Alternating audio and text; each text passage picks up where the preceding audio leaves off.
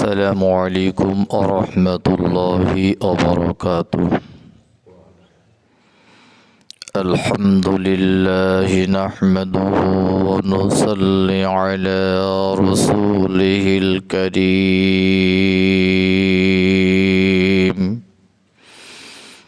أما بعد فقد قال الله تعالى في كلامه المجيد وفرقانه الحميد. أعوذ بالله من الشيطان الرجيم. بسم الله الرحمن الرحيم. يا قوم ادخلوا الأرض المقدسة التي كتب الله لكم ولا ترتدوا على أدباركم فتنقلبوا خاسرين. قالوا يا موسى إن فيها قوما جبارين وإنا لن ندخلها حتى يخرجوا منها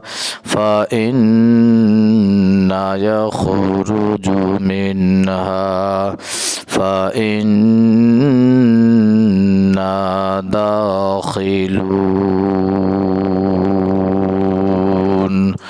وقال رسول الله صلى الله عليه وسلم السخي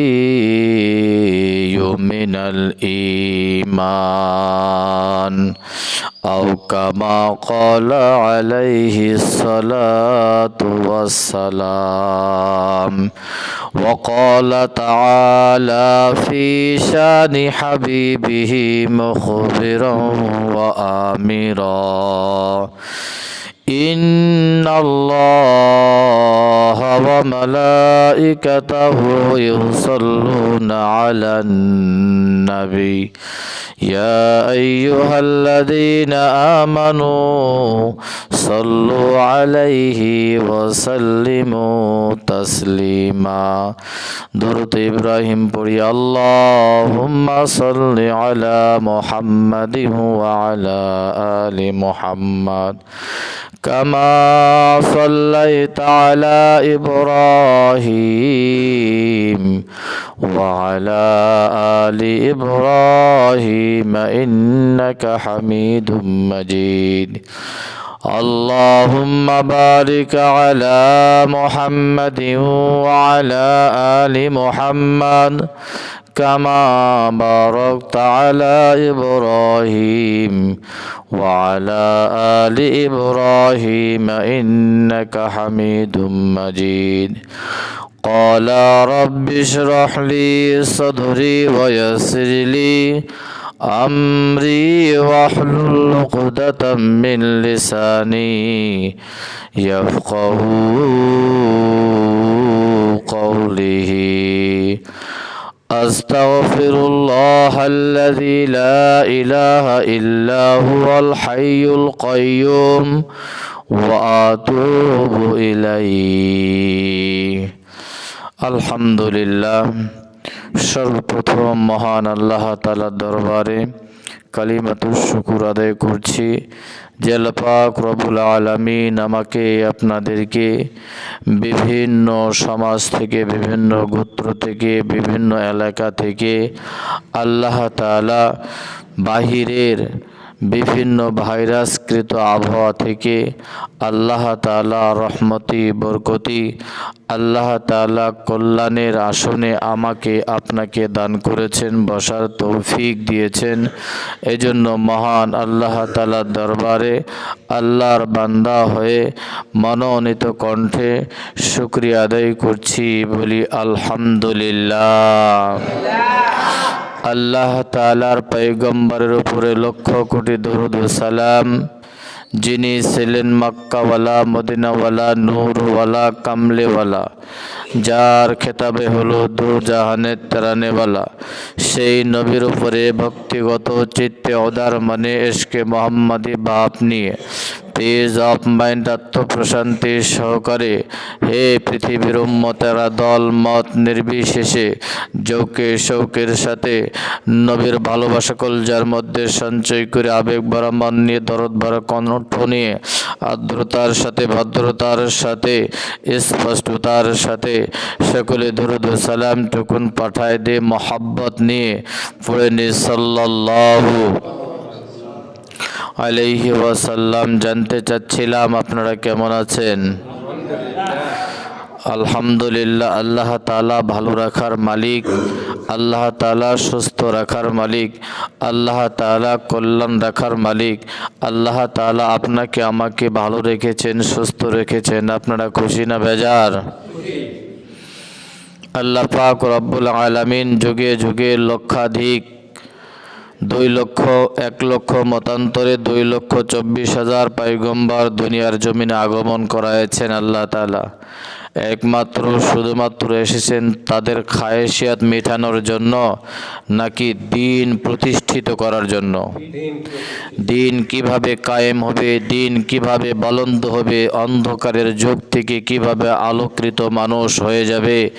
আল্লাহ তাআলা এই বর্বরতার যুগকে ত্যাগ করে, অন্ধকারের যুগকে ত্যাগ করে আল্লাহ তাআলা এমন একটা যুগ আল্লাহ তাআলা আমাদেরকে দান করলেন, যেই যুগের নাম হলো নূরুন আলা নূর, শুধু আলো আর আলো। বলেন সুবহানাল্লাহ। এজন্য কয়েক শতাব্দী পূর্বে আল্লাহ পাক রব্বুল আলামিন একজন পয়গম্বর দুনিয়ার জমিনে আগমন করেছিলেন। সেই পয়গম্বরের নাম হলো মূসা কালিমুল্লাহ। নাম কি? মূসা কালিমুল্লাহ। আল্লাহ তাআলার আদেশ, আল্লাহ তাআলার হুকুম, আল্লাহ তাআলা নিজে বললেন যে আমার পয়গম্বর তুমি প্রস্তুতি নাও, আমি আল্লাহ তাআলা তোমাকে অনুমতি দিচ্ছি, তোমাকে যুদ্ধ করতে হবে। আল্লাহ তাআলা আমাদেরকে যেমন বলেছেন জুমার দিনে মসজিদে যাও, আমরা এসেছি, তেমনিভাবে আল্লাহ তাআলা তার পয়গম্বরকে কি ঘোষণা দিলেন? যুদ্ধ করার ঘোষণা দিলেন।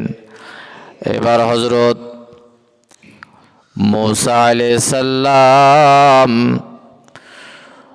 যুদ্ধ করার জন্য তার কওমদেরকে কথাগুলি পৌঁছায় দিলেন আর বললেন, আমার কওমেরা শুনে নাও, আল্লাহ তাআলার আদেশ, আমাদেরকে যুদ্ধ করতে হবে।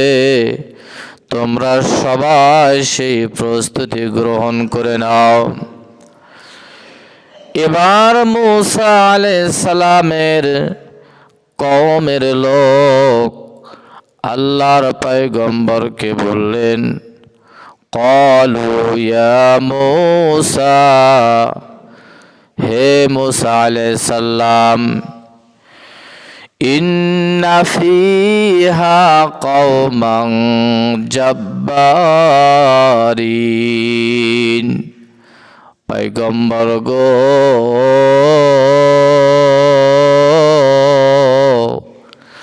আপনি যে আমাদেরকে প্রস্তুতির জন্য বললেন, কিন্তু আমরা যে উপত্যকায় যাওয়ার জন্য প্রস্তুতি নিব, ওই পাহাড়ের চূড়ায় জাব্বার জাতিরা গ্রাস করে নিয়ে আছে। আমরা তো সেই পাহাড়ের চূড়ায় যেতে পারবো না। আল্লাহর পয়গম্বর বললেন, ও আমার সম্প্রদায়েরা, আল্লাহর হুকুম হয়েছে কে সামনে আছে আর কে পিছনে আছে, কে ডান দিকে আছে আর কে বাম দিকে আছে, এটা আমাদের চোখে দেখার মতো সময় নাই। কিন্তু আল্লাহর আদেশ তোমাদেরকে যুদ্ধের ময়দানে যেতে হবে। এই কথা শুনে তোমরা সবাই প্রস্তুতি নাও, বলেন সুবহানাল্লাহ। এ আমানত চন্দে রোজে নজদে মাস্ত, দর হাকিকত মালিকে হর শাই খুদা আজ কা খুদায়া, মমসে কার কুন তলব কা খুদায়া, মমসে কার দাখলব। ও জমিনের মানুষেরা, আল্লাহ পাক রব্বুল আলামিন বললেন, পাহাড়ের চূড়ায় জব্বার জাতিরা আছে, এজন্য কি তোমরা ভয় পাচ্ছ? ওয়ার্ডারটা কার? আল্লাহ তাআলার ওয়ার্ডার। মুসার কওমের লোক বললেন, ওগো পয়গম্বর, ওই পাহাড়ের চূড়ায় আমরা কেমনে উঠব? আমরা সেখানে তো যেতে পারবো না। সেখানে জাব্বার জাতিরা, আমালিকা সম্প্রদায়েরা অবস্থান করেছেন। আল্লাহর পয়গম্বর বললেন, আমার কওমের লোক শুনে নাও, আল্লাহর পক্ষ থেকে যদি কোনো বান্দার উপরে হুকুম আসে, ও আমার বান্দা, তুমি সারা জিন্দেগি ভর আমার ইবাদতগিরি করেছো, দাসত্বগিরি করেছো, আমি আল্লাহ তাআলা বলে দিলাম। আল্লাহ তাআলা কি বলেন? আল্লাহ তাআলা বললেন, তোমার আমল দিয়ে আমি মুগ্ধ হয়েছি, আনন্দিত হয়েছি, আমি খুশি হয়েছি, কিন্তু আমার ওয়ার্ডার, আমি তোমাকে জান্নাত না দিয়ে আমি আল্লাহ তাআলা আদেশ করলাম তোমার জাহান্নাম তোমার জন্য ওয়াজিব। বলেন আলহামদুলিল্লাহ। আমল করে আল্লাহ তাআলা জান্নাত দিতেন, কিন্তু আল্লাহর আদেশ যে বান্দাকে জান্নাত না দিয়ে দেখি বান্দা আমার কতটুকু হুকুম পালন করে, বান্দা তোমাকে জাহান্নামে পাঠাই দিলাম। ওই বান্দা যদি আল্লাহর উপরে খুশি হয়ে আল্লাহর কথার উপরে একমত হয়ে বান্দা যদি মনে করে যে না, আমার খেয়াল অনুযায়ী আমি জান্নাত নেব না, আল্লাহ তাআলা হুকুম করেছেন আমাকে জাহান্নামে পাঠায় দেওয়ার জন্য, আমি সেখানে যাব। বান্দা যদি মাথা পেতে মেনে নেয়, ওই জাহান্নামের আগুন আল্লাহ তাআলা ফুলের বাগান করে দিবে। যেমন ভাবে হযরত ইব্রাহিম আলাইহিস সালাম মেনে নিয়েছিলেন, কবুল করে নিয়েছিলেন। আমার আল্লাহ বললেন, ইব্রাহিম, নমরুদ তোকে 1000 যদি তোকে আগুনে নিক্ষেপ করে, তুই আমার পক্ষে থাকবি। আমি আল্লাহ তাআলা ওই আগুনকে তোর জন্য জান্নাতের বাগান হিসাবে আমি তৈরি করে দিব। নমরুদের সম্প্রদায়েরা, জনবলেরা সবাই 40 দিন পর্যন্ত এমন ভাবে আগুন জ্বালাইলেন, ওই আগুনের উপর দিয়ে কোনো পাখি যদি উড়ে যেতেন, পাখি পর্যন্ত পুড়ে ভস্ম হয়ে যেত, পাখিগুলি পুড়ে যেত, এবং চতুর সাইড দিয়ে কোনো জনবল হাঁটতে পারত না। তাপ লাগার সাথে সাথে বিপদগামী হয়ে যেত। আল্লাহর পয়গম্বর আল্লাহর হুকুম মেনেছেন, আল্লাহ তাআলা ওই আগুনকে ফুলের বাগান বানায় দিয়েছেন। 40 দিন পর্যন্ত ইব্রাহিম আলাইহিস সালাম আগুনে ছিলেন। গেলেন, কিন্তু 40 দিন পর আগুন থেকে বের হয়ে যখন আসলেন আল্লাহর পয়গম্বরের একটা পশম পর্যন্ত আল্লাহ তাআলা কোনো ক্ষতি করে দেন নাই। বলেন সুবহানাল্লাহ। পয়গম্বর, তুমি আমার কথা শুনেছো? যারাই তোমাকে বিপদ দেওয়ার জন্য চেষ্টা করতেছে, যারাই তোমার সমস্যা করার জন্য এরকম ভাবে একটা প্ল্যান তৈরি করেছে, তুমি সেটাকে মেনে নাও, তুমি যাও, বাকিটা আমি দেখব।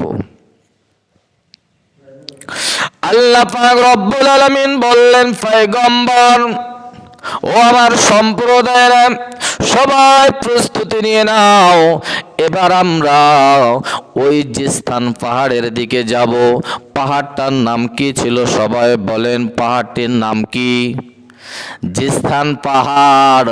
ওই পাহাড়ে আল্লাহ তাআলার আদেশ হলো তোমরা ওই দিকে যাও।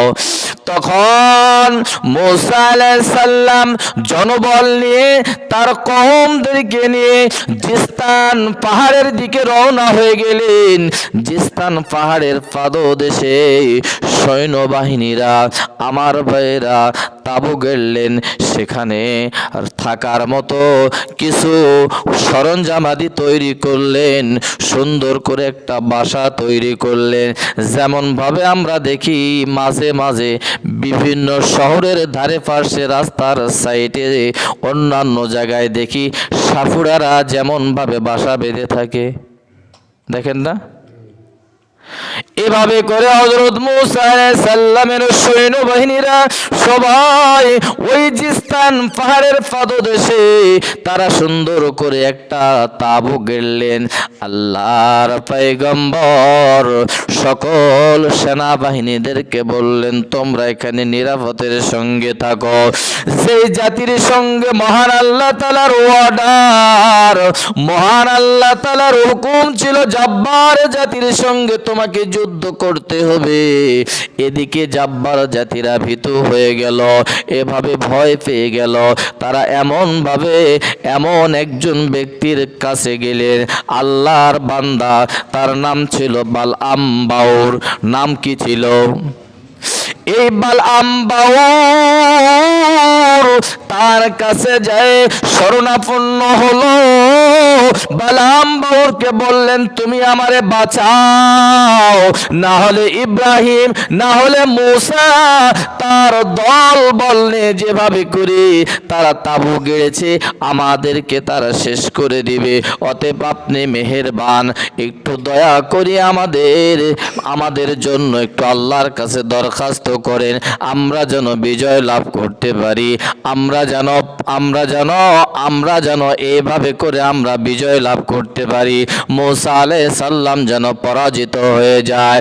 যখন এই কথা বালআম বাউকে বললেন, জাব্বার জাতিরা, আমলিকা সম্প্রদায়েরা বলার পরে এই বালআম বাউর চিন্তা করলেন, না না না, আমি আগে দোয়া করতে পারবো না, আমি আগে বিষয়টা উপলব্ধি করে আসি, তাহলে তোমরা আমাকে একটু সময় দাও।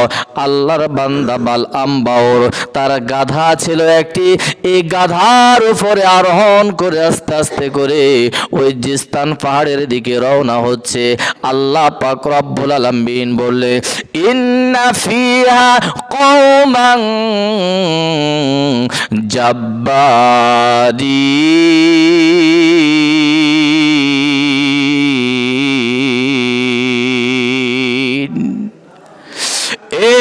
জাব্বার জাতিরা, তোমরা যেই মানুষটাকে রাহাবার করে নিয়েছো, এই মানুষটা এখন গাধার উপরে আরোহণ করে ওই জিস্তান পাহাড়ের দিকে যায়। তোমরা হাইরে, এমন ভাবে তোমরা যাকে রাহাবার হিসাবে গ্রহণ করেছো, ওই লোকটা গাধার উপর আরোহণ করে সামনে যায়। কিছু দূর যাওয়ার পরে বাড়ি থেকে ওই জিস্তান পাহাড়ের মাঝপথে গাধাটা হয়ে গেল দুর্বল। আল্লাহ পাক রব্বুল আলামিন একটা কারিশমা তৈরি করে দিলেন। দিলেন। আল্লাহ পাক ওই ব্যক্তিটাকে বোঝানোর জন্য তার মাথার মধ্যে একটা জ্ঞান দান করে দিলেন। আল্লাহ পাক গাধাকে বললেন, ওরে গাধা, তুই তো কথা বলতে পারোস না, আমি আল্লাহ তাআলা, আমি নিজেই মানুষের ভাষার মতো তুই কথা বলতে পারবি, আমি আল্লাহ তাআলা তোর বাকশক্তি দান করে দিলাম। গাধা মানুষের ভাষায় কথা বলতেছেন। বালাম বাউরকে বলেন যে তুমি কোথায় যাচ্ছ? আমি সেই জিস্তান পাহাড়ে যাচ্ছি। তো তুমি কি জন্য যাও? কারণ মুসা আলাইহিস সালামের ব্যাপারে বদদুয়া করার জন্য। আমার ভাইরা, গ্রামের লোক এমপির ব্যাপারে যদি মামলা করে আর এমপি যদি রানিং থাকে, এই গ্রামের ভ্যান চালকরা এমপির ব্যাপারে মামলা করলে বিজয় হবে?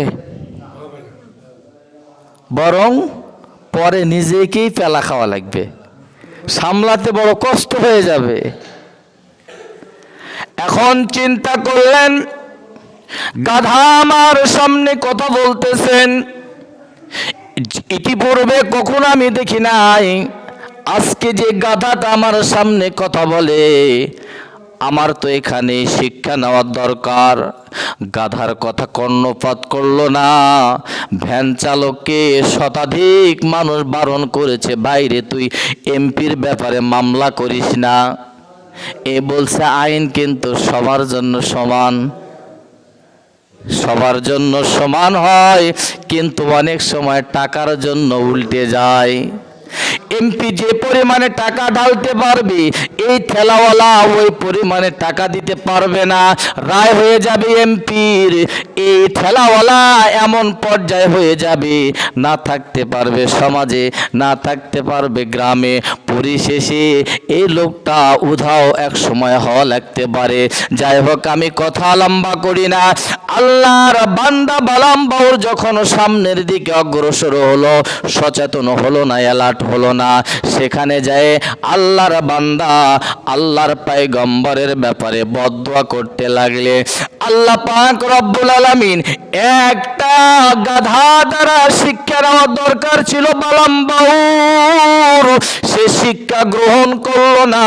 না করার কারণে যখন জিস্তান পাহাড়ে যে আস্তব করে আল্লাহর বান্দা আল্লাহর পয়গম্বরের ব্যাপারে বদদুয়া করতে লাগলে, আল্লাহ তাআলা ওখানেও একটা কারিশমা তৈরি করে দিলে। বালাম বাউর যতবার মুসা আলাইহিস সালামের কথা বলে, আল্লাহ তাআলা ততবার ওই জাব্বার জাতির কথা বালাম বাউর মুখ থেকে বের হয়। বলে সুবহানাল্লাহ।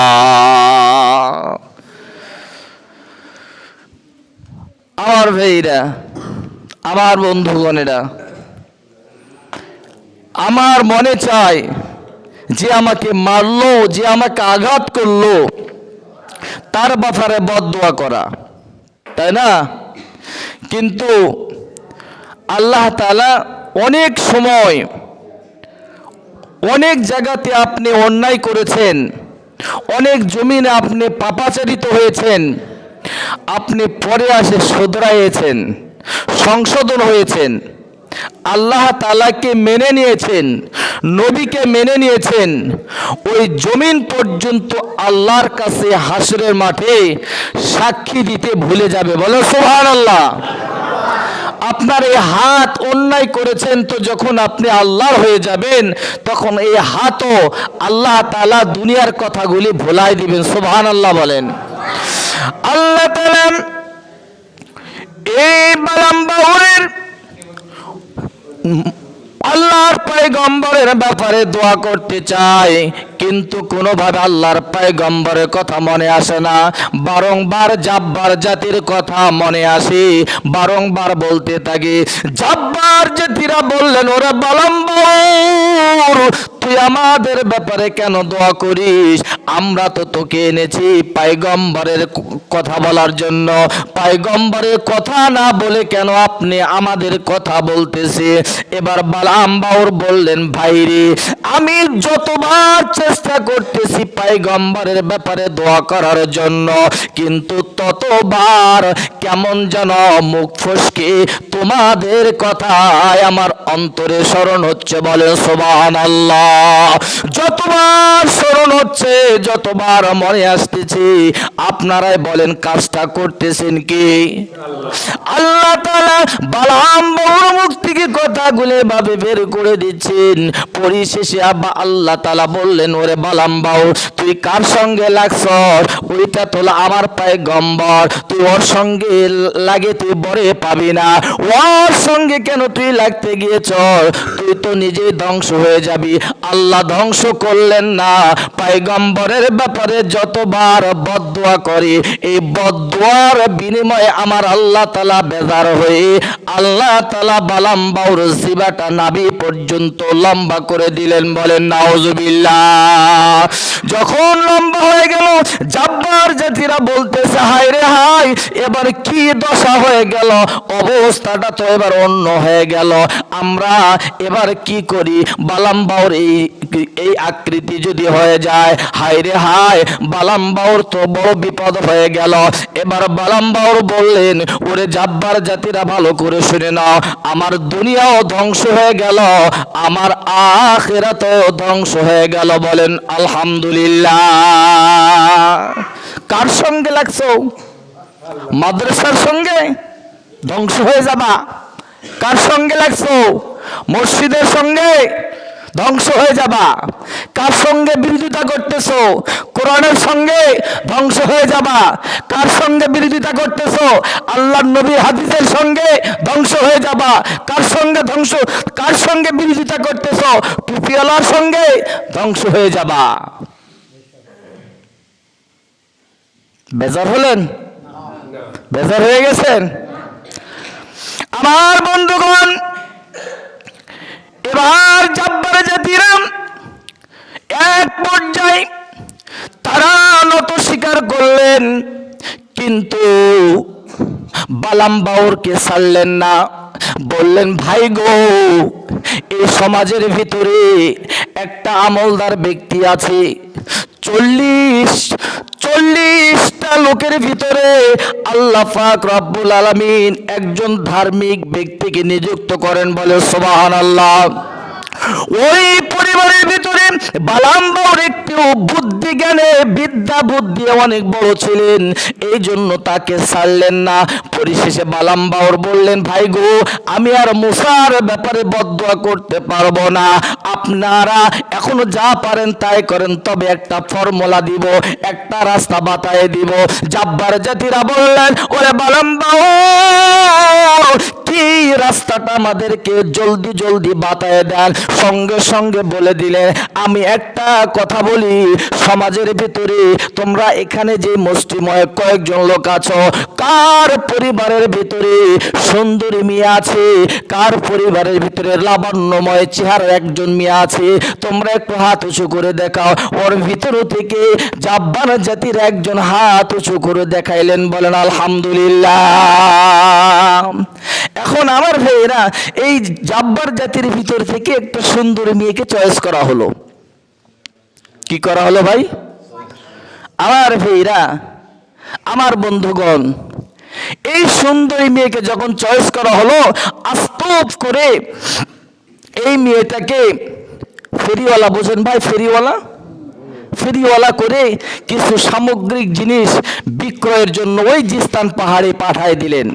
সেখানে মূসা আলাইহিস সালামের সৈন্যবাহিনী আছে, আপনি যাবেন, ঘুরঘুর করবেন তাদের সামনে, ঘুরতে ঘুরতে দেখা যাবে যে এক পর্যায়ে মূসা আলাইহিস সালামের সৈন্যবাহিনীরা তোমাকে পছন্দ করে ফেলবে। যখন পছন্দ করে ফেলবে, তখন তুমি একটা সেনাবাহিনীকে খপ করে একটা দরিয়া, তুমি তাকে এমন ভাবে জড়াবে, কোকর মেরে প্রস্তাব দিবে, যখন সৈন্যবাহিনীটা তোমার হয়ে যাবে তুমি তার হয়ে যাবা, এমন যেন এরকমই তোমার মনের ভিতরে থাকে। আসল মাকসাদ হলো তোমার জিনিস বিক্রয় করার জন্য নয়, আসল মাকসাদ হলো ধ্বংস করার জন্য। আমার ভাইরা, আমার বন্ধুগণেরা, আমার বাবাজিরা, আল্লাহর পক্ষ থেকে যখন এইটা হয়ে গেল, আল্লাহ পাক রব্বুল আলামিন এই বান্দিকে দেখেন যখন পাঠায় দিল ফেরিওয়ালার ভিতরে, ওই ফেরিওয়ালা নারীটা যখন সৈন্যবাহিনীর ভিতরে চলে গেল, সৈন্যবাহিনীদের ভিতর থেকে একজন সৈন্যবাহিনী পছন্দ করলেন, চয়েস করলেন। এই চয়েসকৃত সৈন্যবাহিনী ওই নারীটাকে হাত ধরে মুসা আলাইহিস সালামের কাছে নিয়ে গেল। মুসা আলাইহিস সালামকে বললেন, পয়গম্বর আপনি এবার ফতোয়া দেন, মাসলা দেন, এই মেয়েটা আমার জন্য জায়েজ না না জায়েজ? সঙ্গে সঙ্গে আল্লাহর পয়গম্বর বললেন, ওরে আমার সৈন্যবাহিনী, এই মেয়েটাকে জলদি করে সমাজ থেকে তাড়াই দি, এই মেয়েটাকে এখানে রাখা যাবে না। যদি তুমি মেয়েটাকে রিসিভ করো, গ্রহণ করো, তাহলে আমাদের বিপদ আসতে পারে।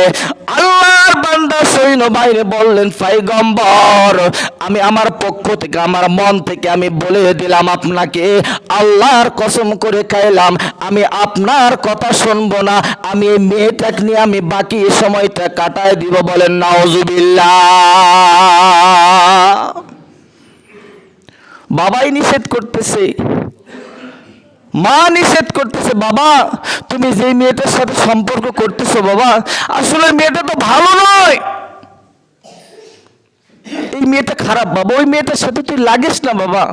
কিন্তু কিছু যুবক আছে, এই যুবক ভাইয়েরা, মা বাবার কথা শুনবা, কপাল খুলে যাবে, প্রেম করে বিয়ে করবা কিছু পাইবা না, সম্পর্ক করে বিয়ে করবা কিছু পাইবা না, মা বাবার কথা মতো বিয়ে করবা তো তুমি সংসারও পাইবা, পরিশেষে তুমি আবার সম্পদও পাইবা। কি বলেন আমার যুবক ভাইয়েরা, আমার বন্ধুগণেরা, কখনো এরকম দিকে আপনারা পা বাড়াবেন না। যখন এরকম হয়ে গেল, আল্লাহ পাক রব্বুল আলামিন ডাক দিয়ে বললেন, হায় রে হায়, আমার পয়গম্বর তো বিপদের মধ্যে পড়ে গেল। আমার পক্ষ থেকে আমি একটা ফর্মুলা, আমি একটা চিরকুটি দিয়েছিলাম, আমার পয়গম্বর বিজয় হয়ে যাবে, কিন্তু দেখলাম না না না, আমার পয়গম্বর তখন পরাজিত হয়ে যাচ্ছে। আল্লাহ তাআলা পয়গম্বরকে আর দেখলেন না, সেনাবাহিনীদেরকে আর দেখলেন না। আল্লাহর পক্ষ থেকে এই দুই জনের অবস্থার কারণে, একটা হলো নারী আর একটা হলো ছেলে, সৈন্যবাহিনী আর এই জাব্বার জাতির অপরূপ সুন্দরী মেয়েটার কারণে আল্লাহ তাআলার পক্ষ থেকে এমন একটা গজব আসলো। আল্লাহ তাআলা পয়গম্বরের সৈন্যবাহিনী ৭০,০০০ আল্লাহ তাআলা ধ্বংস করে দিলেন। বলেন আলহামদুলিল্লাহ। এখানে আলহামদুলিল্লাহ বলে একটু দুঃখ লাগবে, বলেন নাউজুবিল্লাহ। ৭০,০০০ সৈন্যবাহিনী এই দুইজনের কারণে ধ্বংস হয়ে গেল। কয়জনের কারণে? দুইজনের কারণে ধ্বংস হয়ে গেল। যখন ধ্বংস হয়ে গেল আমার ভাইরা, তখন মুসা আলাইহিস সালাম চিন্তা করতে লাগলেন, কি অবস্থা হয়ে গেল, আমরা যেরকম ভাবে জোরদার ভাবে আসলাম, আমরা বিজয় হব, কিন্তু এদের দুইজনের কারণে আমরা তো বড় বিপদে পড়ে গেলাম। আল্লাহর কাছে কান্নাকাটি আর রোনা জারি। আল্লাহকে বললেন, কারীম ও আমার রব্বুল আলামিন, আপনার কাছে দোয়া করি, আল্লাহ ও গো আল্লাহ, আপনি আমার শরীরটা পবিত্র মাটি দিয়ে তৈরি করেছেন, আমাকে কোনো সময় বেইজ্জতি করবেন না, আমাকে কোনো সময় অপদস্থ করবেন না, আমাকে সমাজের মাঝে ছোট করবেন না। আল্লাহ পয়গম্বর বারংবার আল্লাহর কাছে মেসেজ দিতে থাকে। আল্লাহ পাক বললেন, ও আমার পয়গম্বর, তোমার বডি রক্ষক যে একজন আছে, হযরত হারুন আলাইহিস সালামের নাতির নাম হলো ফাহাস, এই ফাহাসকে তুমি নিযুক্ত করো আমির হিসাবে। বলে সুবহানাল্লাহ। ফাহাসকে বলেন, ফাহাস আয় বাবা আয়, আমার আর বডি তোর রক্ষণাবেক্ষণ করা লাগবে না, আমার আর শরীর তোর পরিচর্যা করতে হবে না, বাবা এদিকে আয়, আমি তো পিছু হয়ে যাচ্ছি, আমি তো ধ্বংস হয়ে যাচ্ছি, তোর কারণে দেখি আল্লাহ তাআলা কি বিজয় দান করে। আল্লাহর পক্ষ থেকে যখন ফাহাসকে আমির হিসাবে নিযুক্ত করা হলো আর বলা হলো তুই সমাজের ভিতরে যেইটা আইন চালু করবি ওইটাই আল্লাহ তাআলা খুশি হয়ে মেনে নিবে।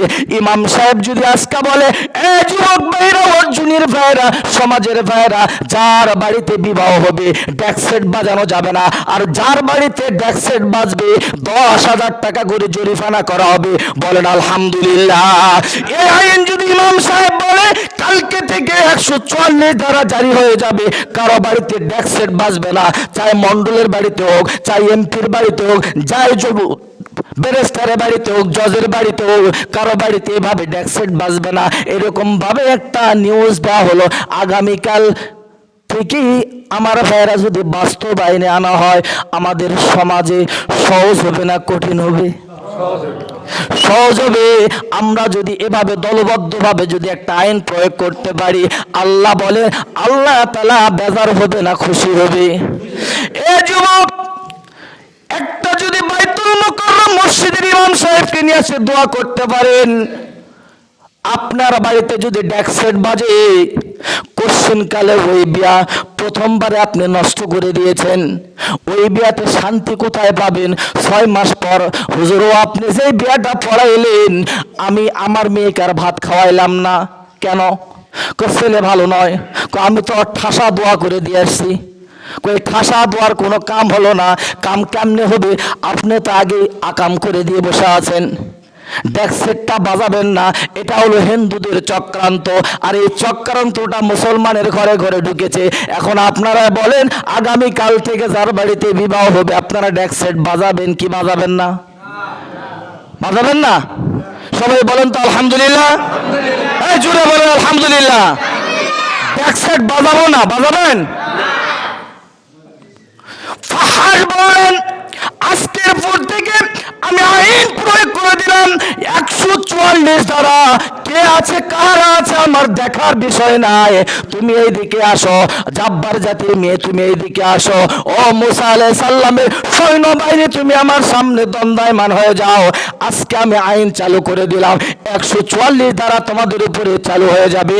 তোমরা 2 জনায় কুকর্ম করেছো, অপকর্ম করেছো, তোমরা হায়রে সমাজের ভিতরে তোমরা কীট হয়েছো, তোমরা এমন ভাবে ভাইরাস হয়ে গেছো, তোমাদের 2 জনকে আমি আমার পক্ষ থেকে চিরচ্ছেদ করে দিলাম। বলে সুবহানাল্লাহ। যখন 2 জনকে শেষ করে দিলেন ফাহার হযরত হারুন আলাইহিস সালামের নাতি, এই আইন যখন প্রয়োগ করে দিলেন সাথে সাথে আল্লাহর পক্ষ থেকে মুসা আলাইহিস সালামের উপরে বিজয় আসলেন। এটার নাম হলো শান্তি। ডেক সেট বাজাবেন শান্তি, ঘুম আসে না। হাই সুবহানাল্লাহ, কানের ভিতরে ইয়ারফোন লাগায় গান শুনতেছে, হুজুর ঘুম আসে না। দেখি গান শুনলে একটু ঘুম যদি আসে। ওরে বেহুদ্দা, গান শুনলে ঘুম আসে? আমার ভাইরা, ভাই খারাপ লাগতেছে? ভাই বাস্তব কথা বলতেছি তো, অবাস্তব নয়। গান শুনলে তো ঘুম আসে না। আমার ভাইরা, আপনি যদি সুবহানাল্লাহ সুবহানাল্লাহ সুবহানাল্লাহ সুবহানাল্লাহ পড়েন তাহলে ঘুম চলে আসবে। সুবহানাল্লাহটা শান্তি, আত্মাটা একটা শান্তি। 2 শান্তি যখন একখানা হবে অটোমেটিকলি ঘুম চলে আসবে। আর না হলে ঘুম আসতেছে না, একটা হাদিসের বই নেন, নিয়ে বালিশে মাথা দিয়ে অধ্যয়ন করেন। ঘুম কখন আসবে? বই থাকবে আমেরিকা, আপনি যাবেন লন্ডন, জানতেই পারবেন না। আমার ভাইয়েরা, এটা করবেন। এই আজে বাজে দিয়ে আপনি শান্তি খুঁজবেন, আর বাইতুল মুকাররম মসজিদের ইমাম সাহেবকে নিয়ে এসে দোয়া করায় নেবেন, মাগার কোনো কাম হবে না। যদি কাম সঠিকভাবে যদি করে নিতে চান তাহলে এই কুসংস্কারগুলি আমাদের সমাজ থেকে বিতাড়িত করতে হবে। তখন না আমরা শান্তির বার্তা আমরা পেয়ে যাব। আল্লাহ তাআলা যেন আমাদের সকলকে ওই শান্তি দান করেন, বলেন আমিন। একটু জোরে বলেন না ভাই আমিন। যারা ওরকম কাজ করে তারা তো আজকে বাজারি হয়ে গেলেন, তাই না? হুজুর আমার করে কেন কষ্ট দিয়ে দিল আজকে। আমার ভাইয়েরা, এটা বাস্তব কথা বললাম, এটা বাস্তব মনে রাখবেন, আমল করবেন। এই দুনিয়াতে শান্তি পাবেন, পরলৌকিক জীবনে মুক্তি পাবেন। আর মুক্তি যখন পেয়ে যাবেন আল্লাহ তাআলা বিনা হিসাবে আপনাকে জান্নাত দান করবেন। ওয়া মা আলাইনা ইল্লাল বালাগ। আসসালামু আলাইকুম ওয়া রাহমাতুল্লাহি ওয়া